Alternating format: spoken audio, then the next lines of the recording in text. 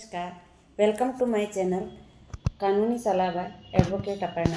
आज हम इस विषय में बात करेंगे कि अपने साथ में कोई घटना हो जाए तो उसकी एफआईआर किस प्रकार से दर्ज करवाई जाए। एफआईआर दर्ज करवाने के लिए सबसे सिंपल सा रास्ता तो सबसे पहले ये होता है कि आप किसी भी पुलिस स्टेशन में जो भी आपका साथ में घटना हुई है और वो जो घटना जिस भी क्षेत्राधिकार के पुलिस स्टेशन में घटी है आप उसमें पहुंच जाएं और वहां जाकर के अपनी सारी घटना जो भी पुलिस कर्मचारी या ड्यूटी ऑफिसर उपस्थित हो उसको सुना दें।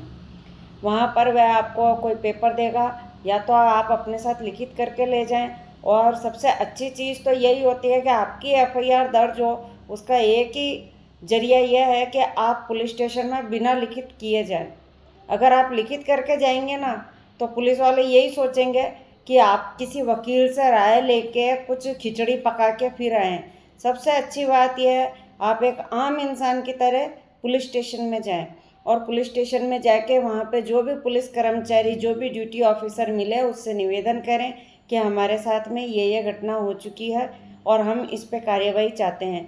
वह पुलिस कर्मचारी खुद आपकी तरफ से एफआईआर लिखेंगे या आपको 2 पेपर दे करके वह खुद बता देंगे आपको क्या क्या लिखना है। आपको इसके लिए किसी वकील को करने की ज़रूरत नहीं है। इस पर भी यदि वह पुलिस कर्मचारी आपकी एफआईआर लिख लेते हैं और आपका मुकदमे की कार्यवाही शुरू कर देते हैं तब तो बहुत अच्छी बात है।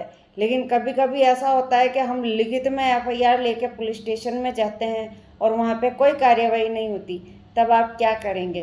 तब आप सबसे पहले उस क्षेत्राधिकार के जो डिप्टी लगते हैं डीवाईएसपी जो है उनके पास में वही एफआईआर लेके जाएं और उस पर एक और एप्लीकेशन रख लें ऊपर लिख करके डिप्टी एसपी के नाम से कि हम पुलिस थाने में गए थे, वहाँ पे उन्होंने हमारी एफआईआर दर्ज नहीं करी और उस एफआईआर के लिए उस प्रार्थना पत्र की कॉपी हमने इस ऊपर की प्रार्थना पत्र पे लगा रखी है।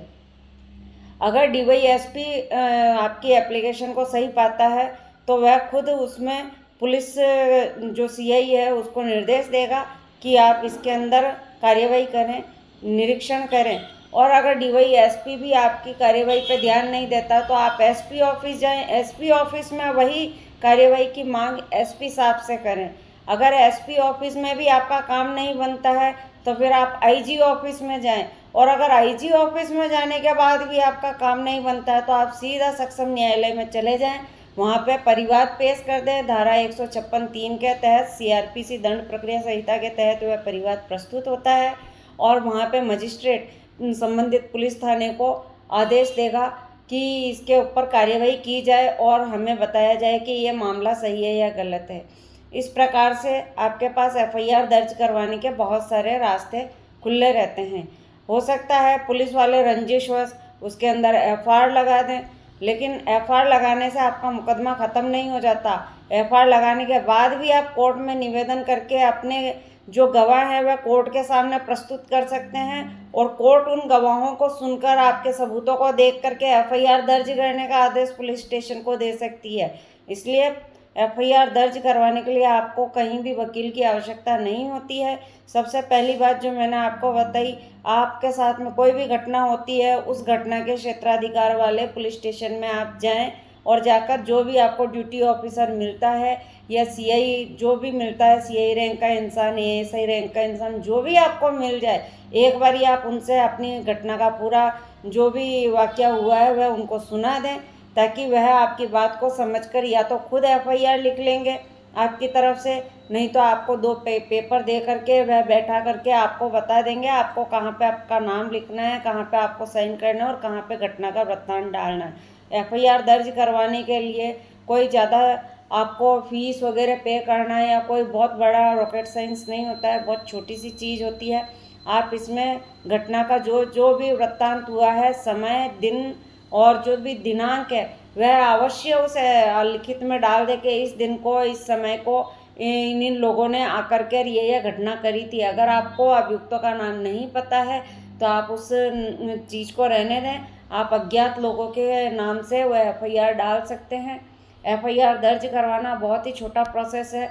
और अगर मैंने आपको बताया अगर पुलिस स्टेशन में काम नहीं होता है तो मैं एक छोटा सा वापस से आपको बता देती हूँ। पुलिस स्टेशन में काम नहीं होता, सीआई रैंक पे काम नहीं होता है तो आप डीवाईएसपी रैंक पर जाकर के अपना काम करवा सकते हैं। डीवाईएसपी भी आपका काम करवाने में अक्षम रह जाते हैं तो आप एसपी ऑफिस जा सकते हैं। एसपी ऑफिस के बाद में आपके पास आईजी, डीआईजी तक के रास्ते खुले रहते हैं। उसके बाद में आपके पास में सक्षम न्यायालय की शरण भी रहती है। तो आपके पास में बहुत सारे रास्ते खुले रहते हैं। आप चाहें तो आप किसी भी स्तर पर जाके अपना काम करवा सकते हैं। आपको मैं ऐसे वीडियो इसलिए बताती हूँ कि आपकी पॉकेट पे बर्डन ना आए, आपके पैसे खर्च ना हो। मैं इस क्षेत्र में 2004 से हूँ। मैंने वकालत 2004 से लेकर के और अभी तक मैं कर ही रही हूँ। मेरे पास 20 साल का अनुभव है वकालत का, इसलिए मैं आपको ये सब छोटी छोटी चीज़ें बताती हूँ। मैंने बहुत लोगों की निःशुल्क सहायताएँ करी है और मैं आज भी आप सबके सामने इन वीडियोस में इसलिए आती हूँ कि आपको निःशुल्क ऐसा कानून का ज्ञान दूँ कि आपके जेब पे बर्डन ना आए। और मेरा यही उद्देश्य उस टाइम भी था जब मैं वकालत में आई थी, और आज भी मेरा यही उद्देश्य है कि मैं लोगों को सस्ता सुलभ न्याय प्रदान करवा सकूं। मेरा उद्देश्य कभी भी ये नहीं रहा है कि एक वकील होने के नाते मैं लोगों की जेब फाड़ दूं। तो आप मेरे वीडियो को शेयर, लाइक एंड सब्सक्राइब करें। आप ही की तरह कोई भी ज़रूरतमंद होगा उसको इस वीडियो से सहायता मिलेगी। उसके अगर 200, 500, 1000 रुपये भी बचते हैं तो ये भी मेरे लिए बहुत बड़ी खुशी की बात होगी। चैनल को सब्सक्राइब करें। धन्यवाद। बने रहिए मेरे साथ इसी तरह के और जानकारियों के लिए।